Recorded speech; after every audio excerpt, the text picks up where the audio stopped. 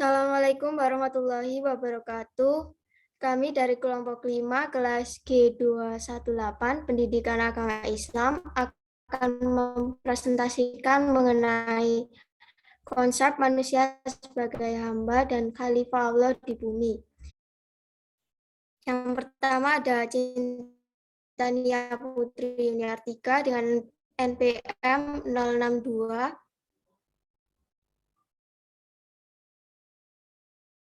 Vina Alfiani dengan NPM 064. Malika Imbasyawala NPM 066.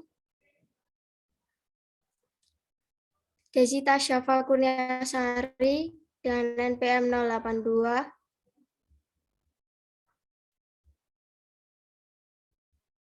Dan Dwi Fitriasari NPM 087. Dan yang terakhir ada Muhammad Habibi Kartiko dengan NPM 111. Next.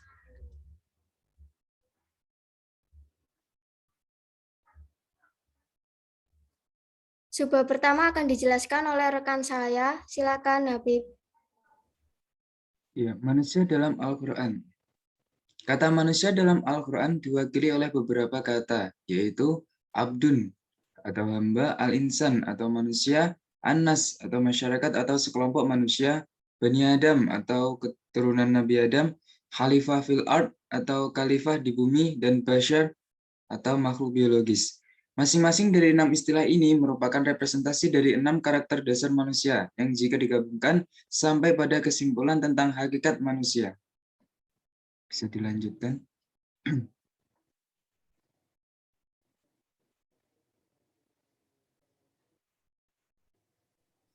Selanjutnya yaitu manusia sebagai al-insan.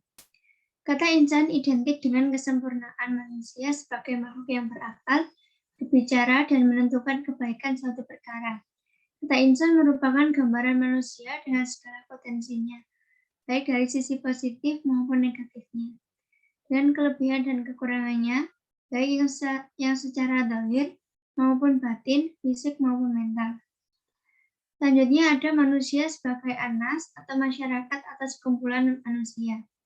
Dalam Al-Quran, kata ini sering digunakan untuk menyebut sekelompok manusia.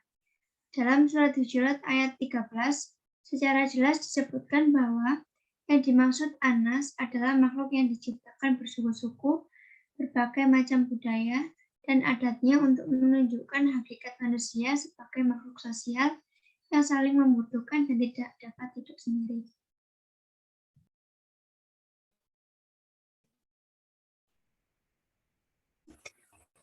Yang ketiga ada manusia sebagai Bani Adam atau keturunan Nabi Adam. Penyebutan manusia sebagai keturunan Nabi Adam menegaskan bahwa manusia berasal dari manusia dan bukan dari evolusi makhluk lain. Dengan mengetahui asal-usulnya, diharapkan manusia tidak merendahkan dirinya sendiri dengan menyembah ciptaannya sendiri atau dengan berperilaku yang melanggar nilai-nilai kemanusiaan, seperti tidak memiliki rasa malu, mendahulukan nafsu, dan sebagainya. Yang keempat ada manusia sebagai khalifah fil ard atau khalifah di bumi. Kata khalifah diartikan sebagai pemimpin atau orang yang menggantikan orang lain dan menempati posisinya. Dengan Allah menjadikan manusia sebagai khalifah di bumi, maka manusia sepenuhnya bertanggung jawab pada berbagai peristiwa di bumi ini, baik itu bersifat positif ataupun negatif. Next.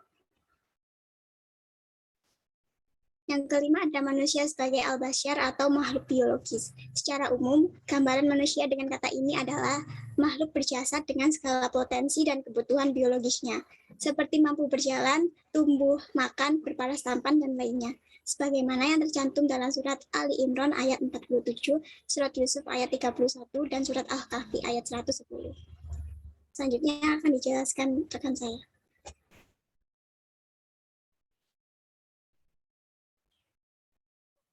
Selanjutnya, manusia sebagai hamba. Kesadaran bahwa manusia hidup di dunia sebagai makhluk ciptaan Allah dapat menunjukkan sikap andap asor dan mawas diri bahwa dirinya bukanlah Tuhan. Oleh sebab itu, ia melihat sesama manusia sebagai sesama makhluk. Tidak ada perhambaan antar manusia. Manusia hanya menghambakan kepada Allah SWT yang patut menerima perhambaan dari manusia, tak lain adalah Allah. Justru, Allah tidak menciptakan manusia selain untuk menghamba atau beribadah kepadanya. Sesuai dengan Quran Surat Az-Zariyat ayat 56.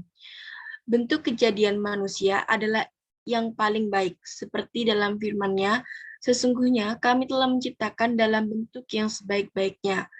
Quran Surat At-Tin ayat 4. Di samping kelebihan, manusia memiliki aspek kelemahan, misalnya kikir, yang dijelaskan dalam Quran Surat Al-Isra ayat 100, paling banyak membantah, dijelaskan dalam Quran Surat Al-Kahfi ayat 54, penuh keluh kesal, dijelaskan dalam Quran Surat Al-Ma'arij ayat 19, melampaui batas, dijelaskan dalam Quran Surat Al-Alaq ayat 6, tergesa-gesa, dijelaskan dalam Quran Surat Al-Isra ayat 11, memiliki hawa nafsu yang mengajak pada kejahatan, dijelaskan pada Quran Surat Yusuf ayat 53, dan mudah putus asa dan tidak berterima kasih, yang dijelaskan dalam Quran Surat Hud ayat 9, serta lainnya.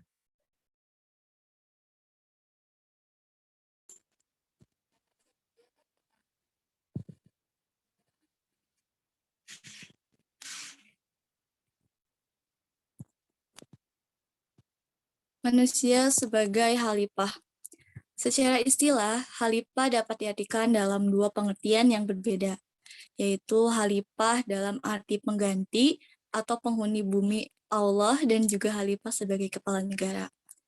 Alasan menjadikan manusia selaku khalifah manusia adalah makhluk sentral planet ini. Selain ciptaannya yang paling sempurna dan seimbang, makhluk lain yang ada seperti hewan dan tumbuhan diciptakan baik secara langsung maupun tidak langsung untuk kepentingannya. 4 karakteristik untuk manusia dijelaskan dalam Al-Quran. Yang pertama, bahwa manusia adalah makhluk pilihan Tuhan. Yang kedua, bahwa manusia dengan segala kelalaiannya diharapkan menjadi wakil Tuhan di bumi atau khalifah. Yang ketiga, manusia adalah kepercayaan Tuhan, meski resikonya besar. Yang keempat adalah untuk alasan ini, manusia memiliki kemampuan untuk mengetahui semua nama dan konsep benda-benda yang para malaikat sendiri tidak mampu melakukannya. Itulah sebabnya para malaikat sujud dan menghormatinya. Tugas khalifah terhadap alam, membudidayakan alam, experience kultur, dan mengislamkan budaya.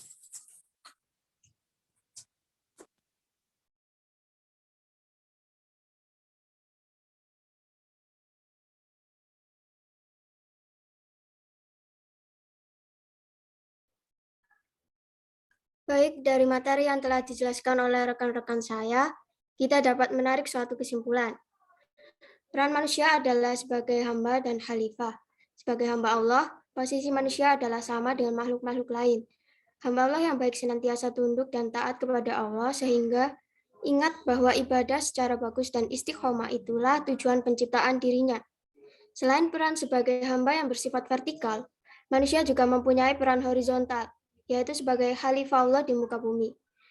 Tugas khalifah adalah menjadi wakil Allah untuk mengelola dan memakmurkan bumi.